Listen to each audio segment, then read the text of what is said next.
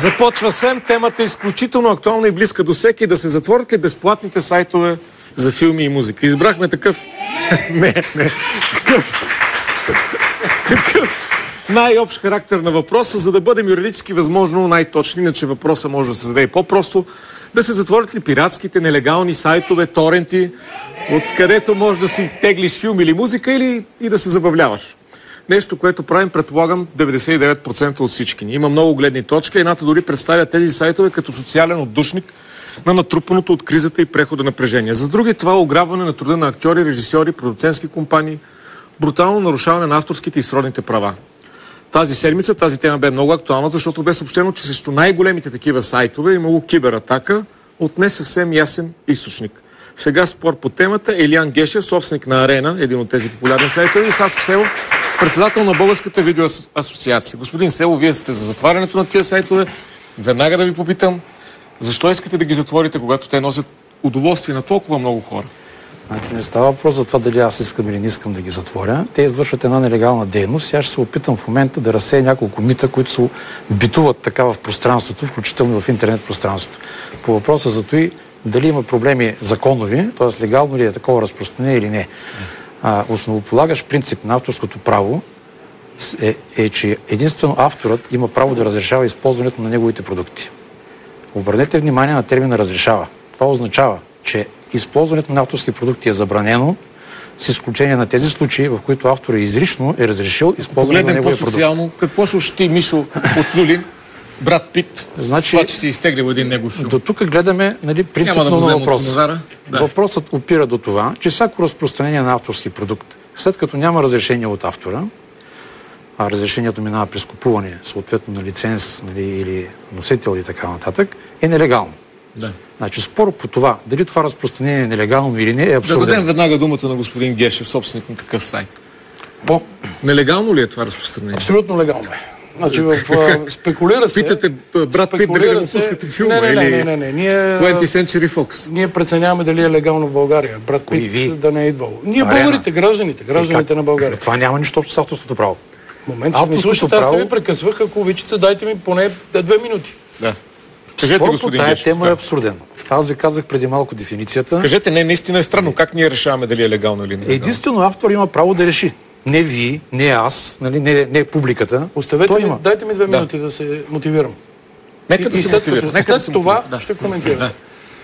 Общо взето в света е разделен на 2 вида правни норми по отношение на авторското право. Знам, че това е световен спорт. И забележете, има един друг термин, копирайт, правото на копиране. Да. Тук в България така, в този вид говорени старателно се избягва копирайтът. Копирайт означава право на копиране, а пък интелектуалното право е друга материя.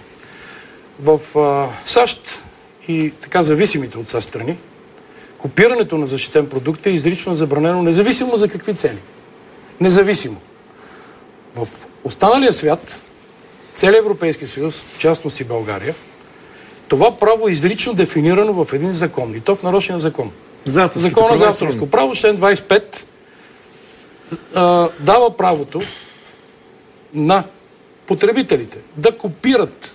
Закона е наречено възпроизвеждане, термин е възпроизвеждане, но после уточнено, че става въпрос за копиране. Преходни заключителни. Първо трябва да си го купят. Момент. Закона не уточнява откъде е придобито. Закона казва, че ти имаш право да изготвиш, да възпроизвеждаш или което е търговска цел. С нетърговска цел за лични нужди и когато заплати справедливо компенсационно възнаграждение. Следващия член урежда как именно се събира и разпределя това компенсационно възнаграждение. Закон употребява термина независимо върху какъв носител. Нито дефинира откъде идва, нито в какво количество. Господин Гешев, нито колко пъти имате право. След като на всяко едно изготвено копие на защитен продукт вие плащате компенсационното възнаграждение. Тоест ние плащаме възнаграждението след като си купиме този носител. Още като си го купите. Значи тя понеже 6 тогава. И 6 се разбира се. Всеки българин си по едно копие. Абсолютно 6 е тази работа от 1993. Защо? Необходимостта от това право... След като е толкова законно, защо често влизате в конфликт с господин Явор Колев от МВР. Ама вие трябва да си го купите този продукт. Говорим за авторския продукт, не за носителя. Закона не е казано, че трябва да си го купите. Вие го възпроизвеждате. Закона коментира легалното разпространение, господин Гешев. Не нелегално. С такива общи приказки. Това прави закона. Да седнем и да четеме закона. Него пише, че всеки има право да ползва по такъв начин продуктите. Плащайки си предварително преди още да го е записал. Добре, като се вземе един филм, който току-що е излязъл, току-що излиза по кината и на другия ден е в един от двата популярни сайта. Това не нарушава ли наистина продуцентските права на фирмата, която го издава? Вместо да иде на кино, да коментирам, че и права нарушава след като е законно. Няма как да коментирам, след като законно ли е последния американски филм Туриста, да речем, да се появи един ден след премиерата му? Не мога да знам аз дали е законно. То се е появил в мрежата и то не от нас. Вие хвърляте правата на трети лица, които са просто го качили в мрежата. Вижте, нека да не се спекулира с това. Ние нито качваме филми, нито предоставяме филми. Сайта предоставя една среда, в която потребителите обменят това, което са открили в мрежата. Не, нищо друго. Това, което вече го има в мрежата. Те без вас не могат да го открият. Защо да не могат? Google... още 100 000 такива сайта има в интернет. Сайта, обмена на файлове е абсурден. Затворете се сайта и да никакъв обмен ще има. Същия. Абсолютно същия. Да пробваме. С по-малко комфорт за потребителите. Се сайта примерно от тук нататък и хората нека да се теглят. Нека да не разсягаме лукуми тук. Законно ли е? Много ли пострадаха от... А морално ли е? Аз предлагам това да дискутираме. Дали е морално? Морално ли е? Морално ли е? Нека да се върнем на първи въпрос, който преди малко ви казах. Това е въпрос. Морално ли е? Ами ако смятате, че е морално да се ограбват авторите, значи сигурно е морално от негова гледна точка. Затова не случайно има такъв принцип. Той има голяма правда, има и малка правда. Малка правда, принципът е ясен. Малката правда на едно бедно момче от крайните квартали, защо да не е да изгледа един филм, след като няма пари за Значи принципът е ясен, нали така? Значи след като този принцип е нарушено авторското право. Това нещо спор не може да има. А защо тогава го правят 99% от хората? От българите. Защото държавата не позволила. Такова чудо, което в България го има, никъде го няма по света. Това, което го говори господин Гешев... Не е вярно. Такова чудо има точно там, където е забранено. Нивото на пиратство в България е 100%. Не, някакси не става разговора с... постоянна... Нивото на пиратство в България е 100%, в Европейския съюз е 20-30%, в Америка е около 20%. Кое е процент? Това какво ни вреди на нас? Какво ни вреди това на нас? Ами първо, това е загуба на работни места, нали, и закриване на индустрия. Нали, говоря конкретно за видеотеките. Второ, това е ограбване на авторите. Ако искате да кажете, че няма проблем да крадем от Брат Пит, нали? т.е. ние да кажем, сме едни патриоти и ще крадем само богатите империалисти, нали? Звучи много така, много социално, нали, Робин Хутовски звучи, но истината е, че си е престъпление. Нали? Така или иначе се е кражба. По кой закон е престъпление според вас? След като е изрично това право дефинирано в половин свят. Такова право, трябва да си го купиш. Разбирате ли го това нещо? Не го разбирам, то го пише в закона, не трябва да го разбирате. Трябва да го възпроизведеш при условие, че си заплатиш компенсационното възнаграждение. Ама компенсационното възнаграждение за това копие, което са си направили. Разбирате ли? За това е празен диск, който са си го купили. И за това копие, което са си направили. Къде в закона е указано откъде се взима носителя? Първото, което е... Не, къде в закона е указано какъв е произходът на произведението? Легалното разпространение. Никъде в закона не е определено откъде се е взело. Смятате ли, че закона не е съвършен след като господин... Значи, смятам, че има няколко закона, които трябва да се променят за това. Държавата е създала перфектни условия за пиратство. Смятате ли, че това наистина е някакъв социален отдушник и ще доведе до доста протести? Не смятам. Мен, например, не ми би било приятно да ми затворят сайта, от който си гледам. Значи, сигурен съм, че ако вие имате алтернативи има, нали, това, че ще заплатите някаква такса, едва ли ще ви притесни. Да. По отношение на альтернативата. Вие казвате през цялото време. Очевидно има нужда. Вие постоянно се появявате по медиите. От другата страна няма никой. За първи път нали, има опонент. Аз до сега опонент не съм видял на вашата теза. Защо? Ето това е един от основните опоненти, точно собственик на такъв сайт. Значи, първо в момента в България видеобизнесът е затрит. Ето давам ви конкретни данни. От 700 видеотеки в момента има 25. В Германия има 3000 видеотеки. Оборота от материални носители в Германия. Доста се разгорещихме. Само да чуем мнението на нашите специални кореспонденти от село Лозен, да видим дали там пиратстват целените от Лозен и дали те гледат безплатни филми. Дали в техното кино могат да гледат Аватар. Така и дали могат да гледат Аватар. Дали в селското кино ще могат да гледат Аватар. Нека да го видим. И да си го купат от селската видео.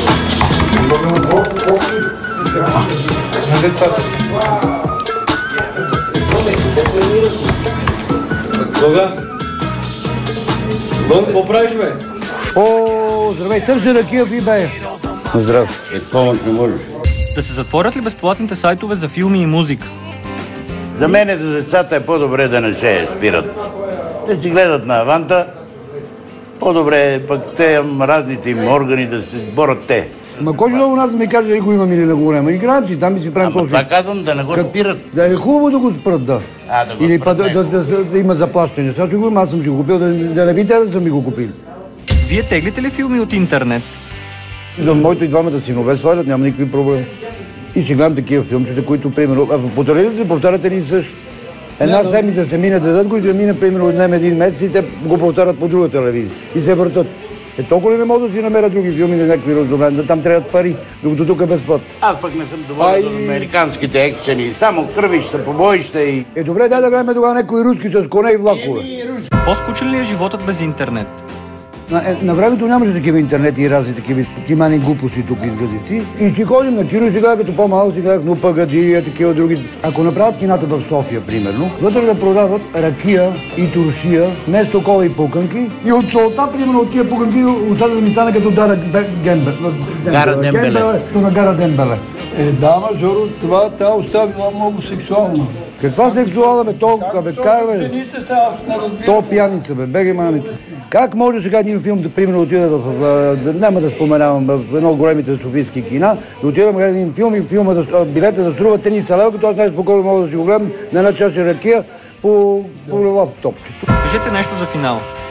Дай да ги оставим на тия сайтове. Оставете децата да се живеят как си искат, да си гледат и филмчета, да се свалят, да си гледат по-си искат. Има много по-сериозни работи, които трябва да се гледат. Сега ще гледаме сайтове, кой сваля, кой не сваля, дали това, дали онова и така нататък. Олиото горни 10 лева, по-скъпо стана от зехтина. Има толкова много неудобни въпроси. Айде на здраве! Пи. Пием, ама кой ще плаща? Ти ли ще плащаш, операторчето? При нас споровете са много ожесточени, много горещи. Общо взето останаха на противоречиви страните. Да чуем сега мнението на СЕМ. Господин Бабикян, с вас да почнем. Като арменец, вие сигурно сте измислили нещо хитро. Да се затворят ли сайтовете или как да ги затворим, хем да си останат да се теглим? Българската дилема. Нищо хитро според мен не може да се измисли. Нещата върват в една посока, в която трудно можем да застанем с някой закон срещу това, което се случва. Средата много се промени. То у нас нищо не се случва. Сайтовете работят добре. Не само тук работят добре. В интерес на истината в страната, където е най-забранено Съединените щати, там са най-големите торент сайтове, така че дайте да не се заблуждаваме. Това, че съдилища в Европа присъждат по един начин, а пък съдилища в Съединените щати по друг, не означава, че най-големите торент сайтове не са в Съединените щати. Истината е, че от тези 14-15 долара, които ще платите за един диск, ако влезете в някои от тези видеотеки, сигурно 10 цента отиват за Брат Пит. 15 цента. Останалото отива в тези 5-6 мейджърски компании, които прибират голямата сума. Да. Имената им ги знаете, сега да не ги рекламирам. От тук нататък... А моралната страна на въпроса? Че също преди да стигнем до моралната страна на въпроса, според мен трябва да стигнем до онази страна на въпроса, която гласи този пазар и начина, по който се предлагат тези продукти, очевидно, че ще се и трябва да се промени. Много по-логично е, ако щете, айде като арменец, нали, въпреки че ми го подсказа приятел, който е българин, много по-логично е 5 лева повече да ми взема интернет провайдера в къщи и част от тези суми да се отклоняват за авторски права, за да се заплащат, и аз да мога да получавам това, което получавам и в момента, тегляйки от торент сайтове или Господ знае откъде. Да. Много по-логично има съвсем друг тип платформи в момента в интернет, които iTunes или така нататък, които направиха 10 милиарда оборот, нали разбирате? Да. По-добре да продадеш един филм на 10 пъти повече хора по 2 долара, отколкото на двама за по 100. Ясно. За по 100. Господин Райчев, ще се върви в тази посока. Вие като социолог, как гледате на този социален феномен? Да, ще ми позволите ли малко по-сериозно да говоря, защото разговорът не е сериозен. Много е важен въпросът, защото сега, ако направим тази глупост, да ги направим платени и им позволим да ни направят платени, ще докарим още една фармация на главата. Както света в момента плаща нещо като 10% от доходите си непрекъснато на фармацевтични компании, това ще си направим и тук. И ще го аргументирам. Значи, има не морална страна, има политическа страна, която се избягва да се каже. Не е въпрос на морал, а на власт. На народа желание. Ние казваме какво да бъде. И ние казваме да се безплатно. Така каза господин Гешев. И ние определяме кое е легално.